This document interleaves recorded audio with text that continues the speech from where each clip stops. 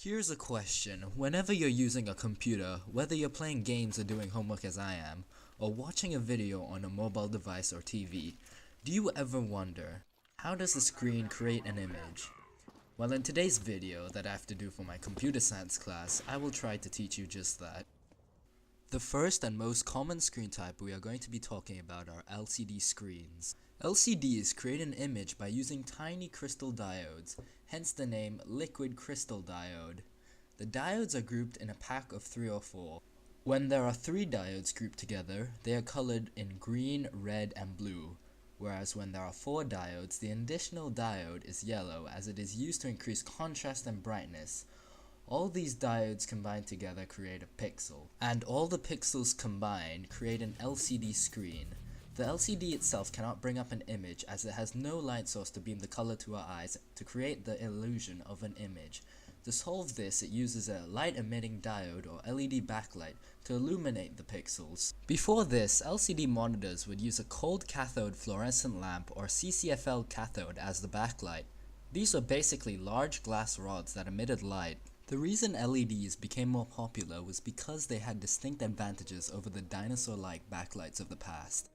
The advantages of LEDs over CCFLs are, they reach their brightness immediately as the LED does not need to warm up like a cold cathode backlight.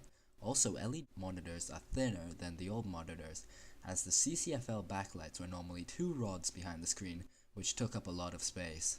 Finally, LEDs consume very little power compared to a CCFL lit screen, as most of the power needed in that monitor is to power the backlight. Most commonly, before being used in LCD monitors or TV screens, LEDs were being used and still are as large advertising screens, most commonly seen in restaurants or shops. On top of that, manufacturers such as Samsung and Sony have started making OLED screens, which stand for Organic Light Emitting Diode. Organic meaning it's made from carbon compounds, which enables semiconductors to be very flexible.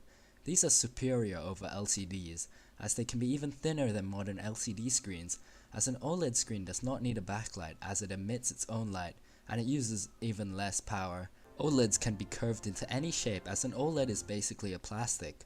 OLED screens are optimal for TV displays as OLED screens have a field of view of 170 degrees, meaning you can see more of the screen at once.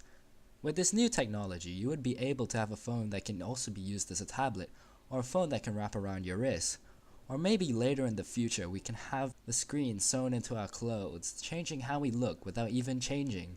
However, today OLEDs have mainly been adopted for curved television screens and handheld devices, like the iPhone X and the Samsung line of phones. Hopefully this short video gave you an idea on what each of these terms mean and how they function and their advantages over one another.